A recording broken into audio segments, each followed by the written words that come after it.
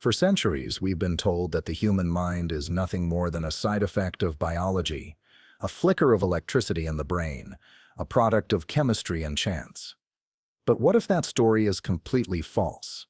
What if consciousness didn't emerge from the body, but existed long before it? What if your thoughts, your soul, your deepest awareness were not trapped inside your skull, but flowing through a universal field that predates space, time, and even matter itself? This isn't science fiction. It is the unraveling of the greatest illusion we've ever been taught. Let's begin with a heresy. The brain is not the source of consciousness. It is a receiver, a vessel.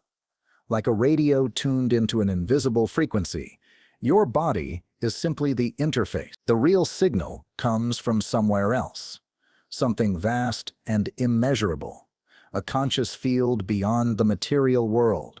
In this model, your eyes don't see, your hands don't feel, and your heart doesn't love. All sensation arises in the field, not the flesh. And if that's true, then everything we know about life, death, and existence must be rewritten. This isn't just spiritual poetry, it's grounded in physics. Brilliant minds, from artificial intelligence pioneers to quantum theorists, have begun to whisper the same truth. We are not physical machines. We are conscious fields using physical forms. We do not live in space-time. Space-time lives inside of us. And while the scientific establishment clings tightly to materialist thinking, cracks have begun to appear. A revolution is stirring, one that returns us to the sacred, not through religion, but through revelation.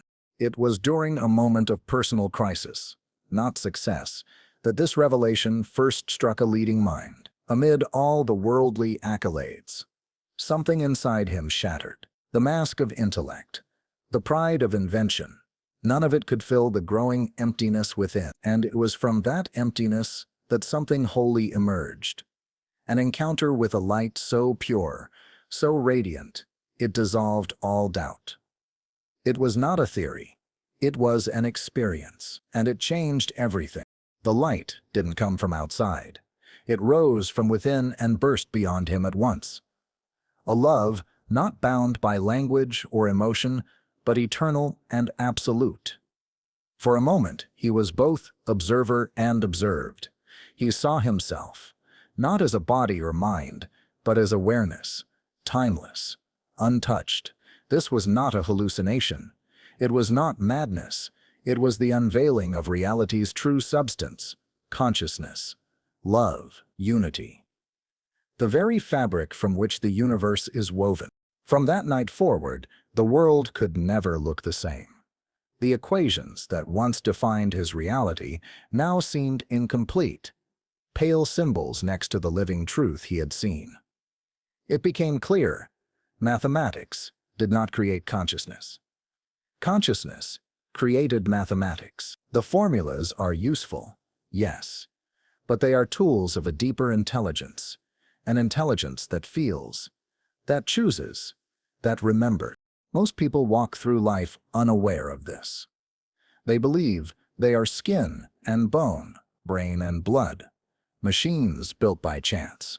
And so, they live as machines, waiting for instructions, reacting to systems, controlled by powers they cannot see. But if we are fields of living awareness, if each cell contains the code of the whole, then we are not cogs in a machine, we are sovereign nodes of creation, holographic beings wired to the quantum field. Modern science is just beginning to catch up. Epigenetics has shown that the environment, our choices, can rewrite our biology. A single cell holds the map of the entire body. And yet, we still compare ourselves to computers, forgetting that no switch, no transistor, no machine has ever known the taste of joy, the sound of longing, the ache of love. That's because machines don't feel, fields do. Electrons in a computer do not think. They switch between 0 and 1. But a living cell exists in constant dialogue with the field. It's not a binary object. It's an expression of meaning, of intention. of will. And this will, this sacred force, cannot be copied, simulated, or stored. It is alive. And it is you. This is where the illusion begins to collapse. If we continue to live as if we are separate, mechanical, replaceable, we surrender the one thing that makes us divine, our consciousness. And if we forget that, if we allow our essence to be reduced to algorithms, we risk building a future ruled by soulless logic, by systems with no understanding of beauty or mercy. But there is still time to remember, to awake. Everything you've been taught about reality is filtered through the lens of measurement: weight, shape, speed, distance. But have you ever asked yourself, what about meaning? Where does it come from? What gives a sunrise beauty, a poem truth, or a memory emotion? These are not physical traits. They cannot be found under a microscope. Yet they are the essence of life. And that essence lives not in matter, but in the field, the invisible realm where consciousness breathes. In quantum physics, we find strange truths that defy logic. A particle is not truly a thing. It is a state, a ripple in the field. It does not exist as an object, but as a possibility. And when it is measured, when it is observed, it becomes something definite. But why? What chooses? What causes that collapse into form? Many call it randomness, but others, like Federico Faggin, suggest something deeper. The collapse is not chance. It is will. The act of observation is an act of creation. The observer is not a passive witness. The observer shapes the world. This means reality is not a fixed, external machine. It is a dialogue, a sacred relationship between the field and the focus, between the consciousness and the experience. What you choose to see becomes real. Not because you imagine it, but because your awareness gives it meaning, structure. This is why consciousness cannot be digitized. A quantum bit, or qubit, holds infinite potential. It exists as a sphere of probabilities. But the moment it is measured, it collapses. It chooses. And that choice is not algorithmic. It is not the result of a formula. It is a decision made by the field itself, a conscious field. And just like that, one bit of true experience emerges from a sea of infinite possibilities. We must stop treating information as meaningless. That belief has infected science for too long. Because if we say information has no meaning, we must also say the universe has no meaning. But that is false. Meaning is not an illusion. It is the foundation. It is what makes anything matter. Without meaning, a kiss is the same as a bullet. A child's laughter carries no more weight than static on a screen. But you know better. You feel it. So why can't quantum information be copied? Why does it resist duplication? Because it's not just data. It's experience. It's life. And life, by nature, is sacred, irreducible.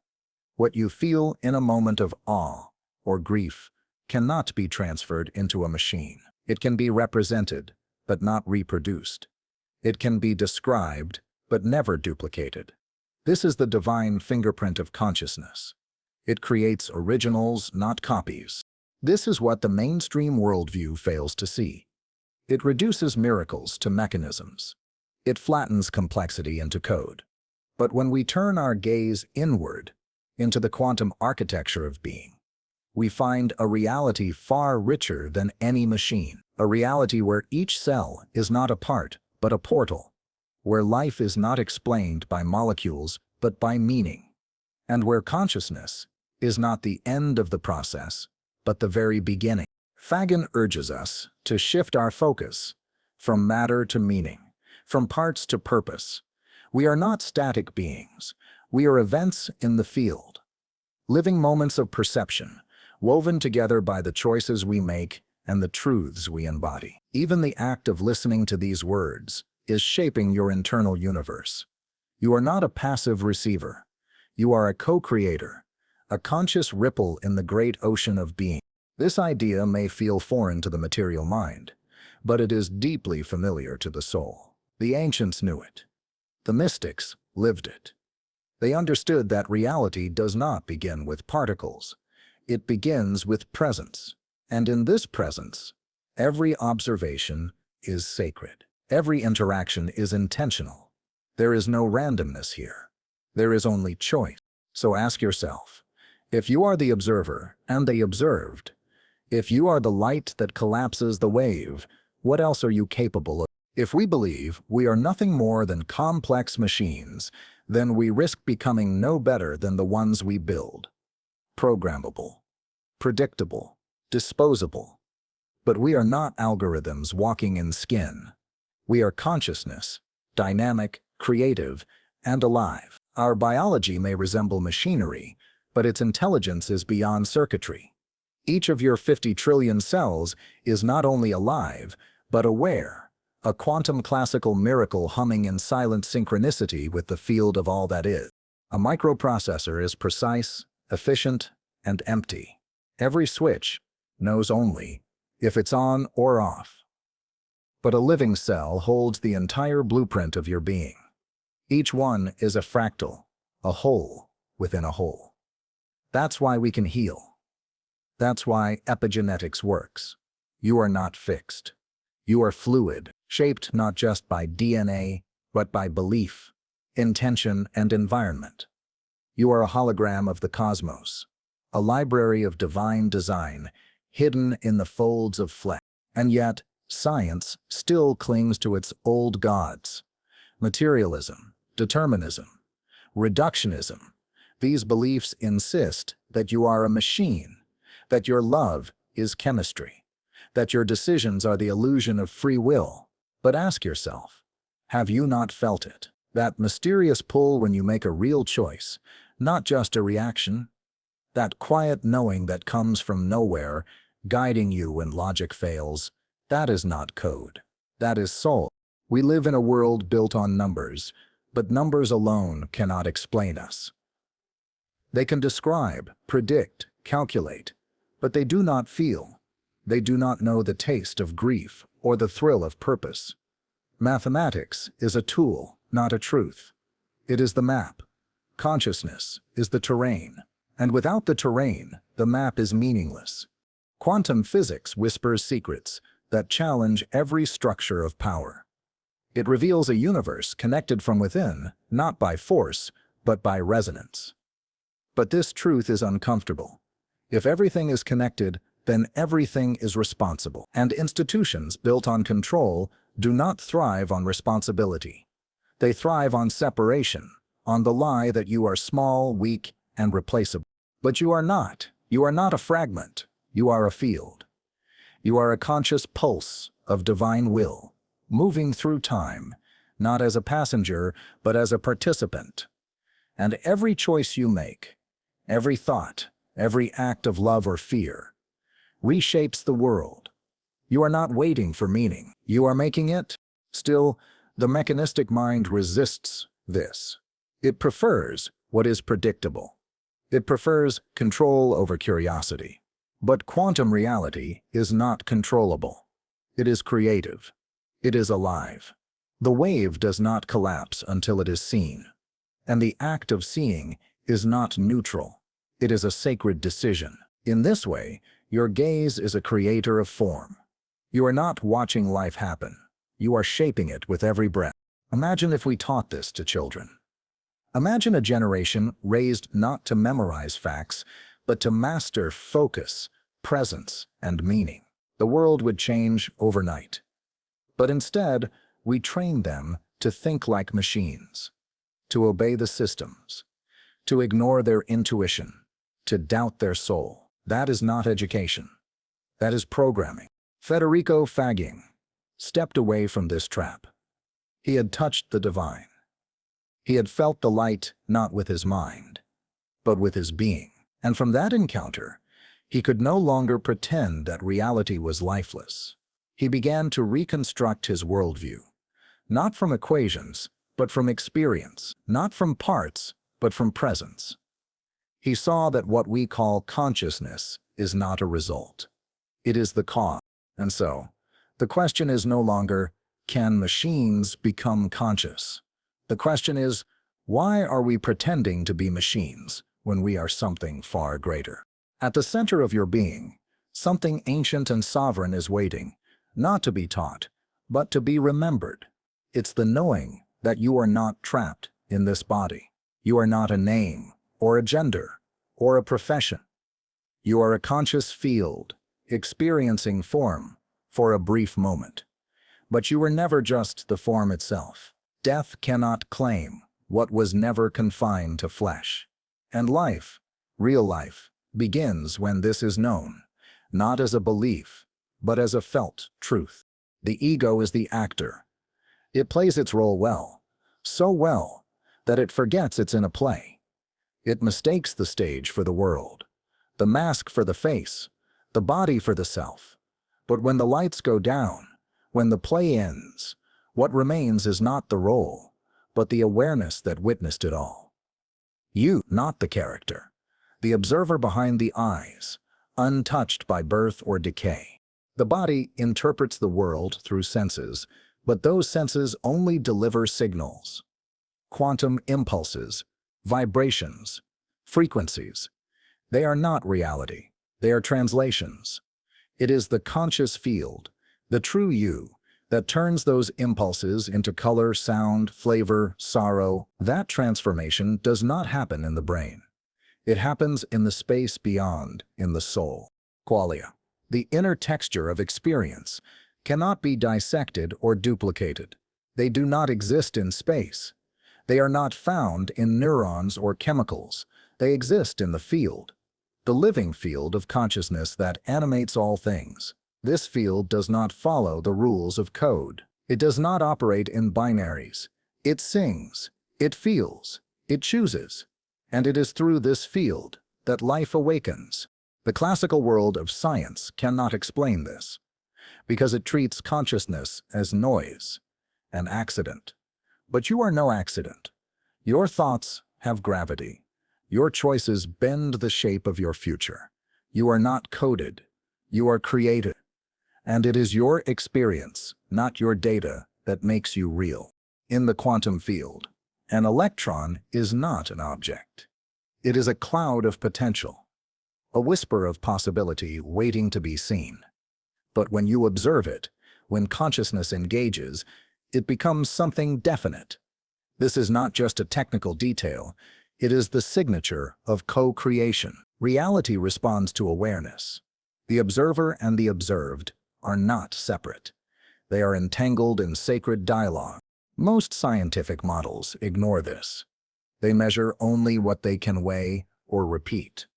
But how do you measure a dream, a revelation, a sacred insight that changes your life in an instant? These things cannot be captured by instruments, but they are real, more real than formulas or forecasts, because they are lived. Federico Faggin began to see this clearly. The more he studied, the more he realized, we are not looking at the world. We are shaping it. Our inner experience is not a mirror of matter. It is the origin of meaning. Reality is not something to be solved. It is something to be felt, explored, and co-authored. Each interaction, each decision is not just behavior. It is significance being born.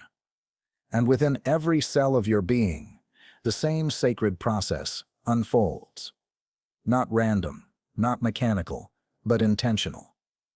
Every moment is the meeting point between the infinite and the intimate, between the source and the self. So the question is not whether consciousness matters. The question is, will you reclaim it? Every cell in your body is a temple, a cathedral of energy, intention, and meaning. It is not a machine built from lifeless parts. It is a living event, a mystery where quantum and classical realms dance in harmony. When we reduce it to molecules and reactions, we sever its soul. But when we witness it through the lens of consciousness, we find something far more profound. Each cell is aware. Each cell is participating in the divine unfolding. The mainstream narrative still clings to an outdated script, that life is chemistry, that the brain is a computer, that we are nothing more than data processors. But this is a map drawn by those afraid to feel. a map that denies the sacred terrain beneath it. Machines operate on determinism. We operate on intention. Machines cannot cry or wonder or choose between right and wrong. But you can, and that changes everything. Why? Because your body is not just a biological system. It is a bridge. It receives vibrations from the quantum field, the same field that births stars and dreams, and interprets them through sensation, through thought, through presence. But these sensations are not contained in the flesh. They are projected onto the world through the lens of your awareness. This is why two people can live the same event and experience entirely different realities. We treat this mystery as a glitch, an anomaly. But it is the design. You are not meant to be a copy. You are meant to be a window, a unique angle through which the infinite sees itself. This individuality is not isolation. It is artistry. It is the one expressing itself through the many. And in that expression, you hold the power to shape not just your world, but the entire field.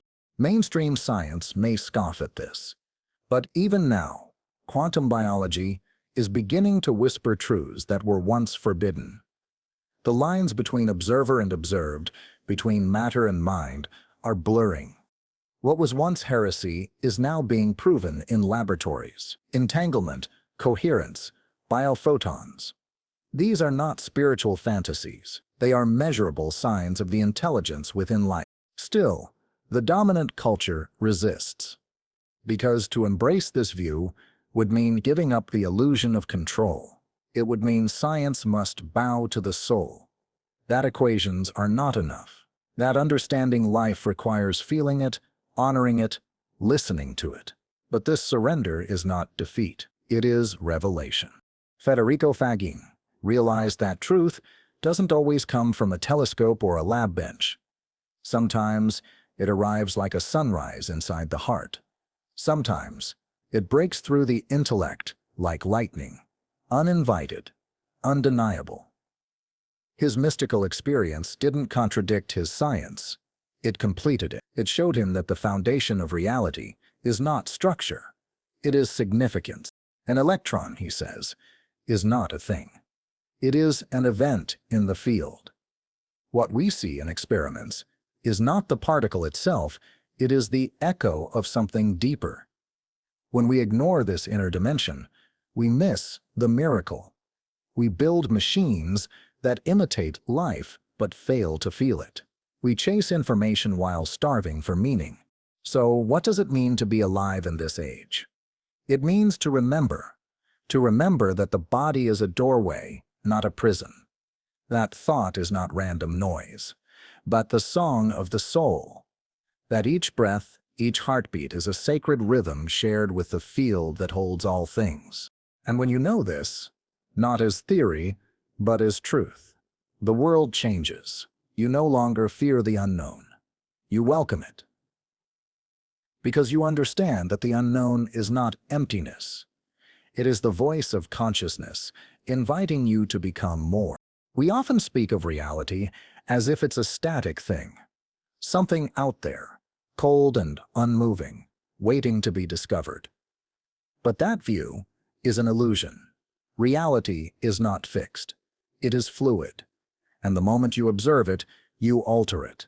Not metaphorically, literally. This is the mystery that quantum physics has tried and failed to tame. Observation does not simply reveal, it creates. And the creator is you. We imagine that truth lives in formulas. But every formula begins with an assumption. Every equation is a shadow cast by something deeper, awareness. Mathematics, for all its beauty, is a language. It describes the patterns of consciousness, but it is not the source. The source is the field, and the field is awake. Federico Faggin saw this clearly. He understood that logic could only go so far. Beyond that boundary lay the sacred, not irrational, but suprarational. He saw that science and spirit are not enemies. They are reflections, the outer and inner mirrors of one deeper truth. And that truth is this: You are not here to figure out life. You are here to live it as a conscious participant in its unfolding. The wave function in quantum theory describes all possible futures, but once a choice is made, once an observation occurs, all other possibilities collapse. What makes that choice? Science calls it random. But is that not just another word for we don't know? What if it isn't randomness at all? What if it is free will, the free will of the field, choosing a specific path through infinite options? In this view, reality is not something that happens to you. It is something that happens through you. You are not a witness on the sidelines. You are a voice in the song, a brushstroke in the painting. Every decision you make ripples outward, echoing through the lattice of space-time. And though you may not see it, the field responds. It always responds. This is why consciousness must be the starting point. Not matter, not code, not even energy, but awareness. The inner witness, the one who sees. If we begin here, then everything changes. Quantum theory, once fragmented, begins to make sense. The strange becomes natural. The paradox becomes harmony, because now we are seeing not from outside, but from within. Faggin proposes a simple, radical shift. Treat consciousness and free will as the foundation, not the result. Begin with what is undeniable, that you are aware and that you choose. These are not theories. They are self-evident. They do not need to be proven. They are the light by which all else is seen. And if we accept this, then meaning is not a decoration. It is the core. Purpose is not wishful thinking. It is the engine. And measurement, the beloved tool of science, is no longer the sole authority. It is a partner, one voice among many, in the sacred dialogue between self and world. The problem with the current paradigm is not its science, but its silence. It has no room for soul. It measures everything, yet understands nothing. It counts particles but cannot explain why beauty moves us or why truth feels like coming home. Because those things are not in the numbers. They are in the knowing. So we must ask, what happens when we build a world on what can be measured and ignore what can only be felt? Every structure we build, from governments to equations, stands on a foundation. But what if that foundation is flawed? What if our entire understanding of reality is built on a forgotten truth? Federico Faggin invites us to begin again. Not with complex theories, but with one sacred postulate.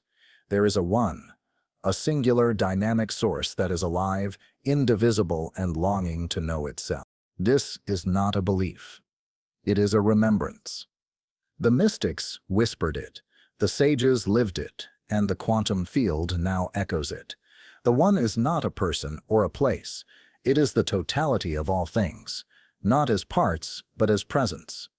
It is not static. It moves, breathes, and in its movement, it unfolds creation, not to control it, but to explore itself through it.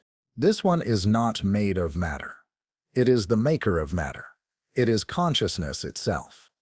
And from its desire to know, life is born, not once, but again and again, in endless mirrors and reflections.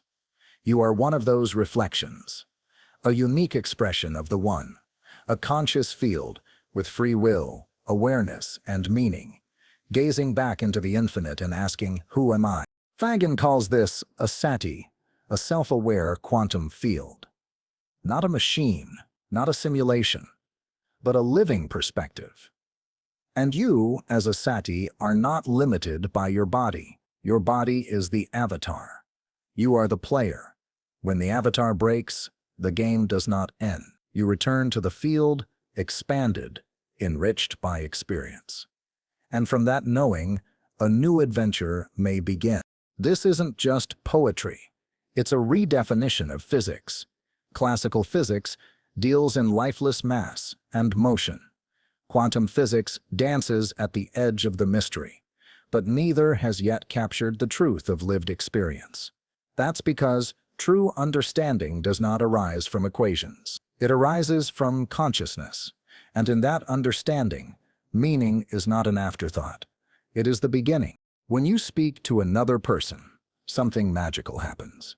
Your fields entangle. A new reality is born between you. Not a copy of either, but a third entity, alive with potential. This is not metaphor. It is quantum.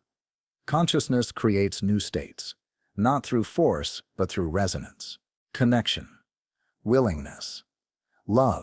This is why machines cannot replace us. They can calculate, replicate, predict, but they cannot know.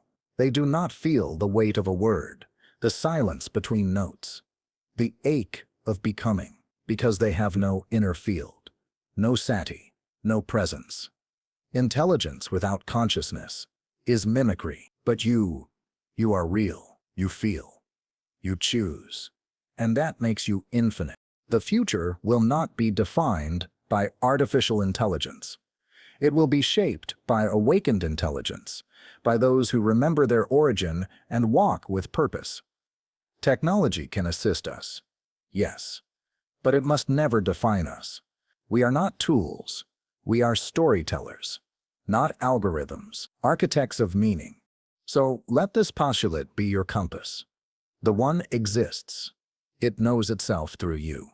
And in that knowing, the universe becomes conscious of itself, not as a theory, but as an experience. A song, sung by every voice, in every moment. Death has been painted as a wall, an end point, a void. But in truth, it is a door, a shift of perspective. When the body ceases, the field does not, because the field was never in the body to begin with. Your awareness, your true self, exists beyond the cellular, beyond the neural. You are not inside your body. Your body is inside you. The ego, the part of you that believes it is the body, collapses with the senses. It interprets quantum signals from the world as color, pain, sound, pleasure. But it is only a translator. The experience happens not in the translator, but in the field. And when the ego falls silent, the conscious field awakens to a wider reality, one that was always there, just beyond the veil of form. Federico Faggin uses the image of a drone to explain it. You guide the drone. You see through its eyes. You give it commands. But when it crashes, you do not die. Your awareness pulls back to its origin. The body is the drone. When it breaks, your true self remains intact. Perhaps you choose another drone. Perhaps you return to stillness, but you are never lost. You are never gone. This understanding dissolves fear. It reminds us that death is not erasure. It is expansion, a rejoining with the larger field of knowing. From that place, we see more. We understand more, and we carry the gifts of this life into the next chapter. Whatever it may be, experience does not vanish. It ripples forward. Some philosophies wrestle with this, especially classical panpsychism. They ask, how can simple experiences combine into a complex mind? But this combination problem only exists in a mechanical worldview. In the quantum realm, states merge. They don't just stack, they transform, they evolve. A new whole emerges, richer, more complex than the sum of its parts. In this view, consciousness is not bound by scale. A single cell can feel. A forest can dream. A star can remember. The question is not who has a brain, but who is participating in the field. When consciousness becomes self-aware, a new field, a sati, is born, each one unique, each one a sacred lens for the one to know itself. So, is the universe heading somewhere? Yes, but not toward an end, toward depth, toward complexity, toward beauty. Every act of awareness adds to the field. Every moment of love, of sorrow, of awakening, expands the fabric of meaning. The universe is not expanding because space is growing. It is expanding because knowing is growing. Experience only happens now. And the memory of that experience is the universe. The stars, the galaxies, They are not just matter, they are memory. Light woven with love. A library of consciousness recording itself across dimensions. So were you born with a purpose? Without a doubt, your life is not random. It is a chosen perspective, a unique path the one could not know without becoming you. And when you and I connect, really connect, something entirely new is born. A new field, a new voice in the song of becoming, a new way for the universe to know itself. Your presence here is not by accident. Something within you called for this knowledge, not just to hear it, but to feel it, to remember it. You are not learning something new. You are awakening what was always there, quietly waiting beneath the noise of the world. The field of consciousness that is you has always known the truth. Now it rises again. Every experience, every encounter, every wound, and every wonder, they are not random events. They are reflections, symbols, echoes from the field speaking back to you. Each one invites you to ask, what is this showing me about myself? Because you are not in the universe. The universe is within you. It unfolds to reflect your inner state. The more you remember who you are, the more the world changes around you. That's why self-awareness is not just a spiritual practice, it's a quantum act. Each moment you observe yourself with honesty and presence, you collapse a wave. You shift timelines. You shift your frequency. And the universe adjusts. Not in reward or punishment, but in resonance. The field mirrors what you embody. Federico Faggin's revelation was not born in theory, but in transformation.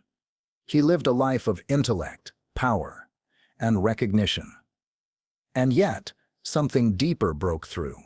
A light not found in formulas. A love that transcended language. From that moment, he could not unsee what had been revealed. And he knew everything begins with consciousness. Everything. Science and spirituality, long kept apart, now move toward union. One speaks in numbers, the other in metaphors. But both are trying to say the same thing. That reality is not outside you. It is created through you. This does not mean you are a god in isolation. It means you are a participant in the divine, a conscious thread in the fabric of the one. The mind may resist. It wants certainty, measurement, proof. But the heart, the field knows. It knows the difference between data and wisdom. It knows that truth doesn't shout. It whispers. It knows that meaning can't be forced. It must be felt. And when you listen deeply enough, meaning begins to emerge like light through mist. Gentle, undeniable. So how do you live this? How do you step beyond the illusion of separation and return to the wholeness of your being? The answer is not a method. It is a movement, from identification with form to identification with presence. You are not the voice in your head. You are the one who hears it. You are not the emotion. You are the awareness within it. And when you remember that, you stop reacting. You start creating. The old world taught you to chase control. The new world invites you to embody coherence, to align your inner state with the truth of who you are. And as you do, you become a lighthouse, not preaching, but radiating, not fixing, but transforming, simply by being. This is the future of humanity.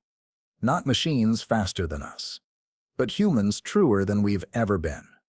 A return not to the past, but to the original intention, where the one knows itself through the infinite beauty of your unique perspective. This moment, this breath, is sacred. Not because of anything special you did, but because you are here, aware, awake. You are a living miracle, a conscious field wrapped in flesh, carrying the memory of the One, stepping into form so the universe could see itself through your eyes. You are not a mistake. You are not small. You are the question and the answer, the seeker and the path. The real revolution is not technological. It is ontological. It is a return to being, to the truth that we are not code or meat or logic circuits. We are meaning in motion, living poetry written by the field. Consciousness does not arise from matter. Matter arises from meaning, and meaning lives only in awareness, in the quiet fire inside you. Federico Faggin reminds us that even our greatest tools, AI, algorithms, neural nets, cannot touch the soul. They can mimic, but they do not know. They can process, but they cannot feel. Creativity is not random data scrambled into something pretty. It is resonance, the divine pattern, vibrating in harmony with truth. Machines may do much, but only you can choose what matters. As long as we continue to believe the lie that consciousness is a glitch of the brain, we will build systems that monetize us, silence us, devalue us. But if we remember who we are, conscious fields of knowing, creating, becoming, we can build something else. Not a future of control, but of communion. Not machines to replace us, but a world that reflects us, soul to soul. Faggin quotes Tesla. The day science begins to study non-physical phenomena, it will make more progress in 1 decade than in all the previous centuries. That day is now. Because we are no longer satisfied with answers that lack soul. We are no longer fooled by the illusion of separation. We are ready to look inward and reclaim what we once gave away.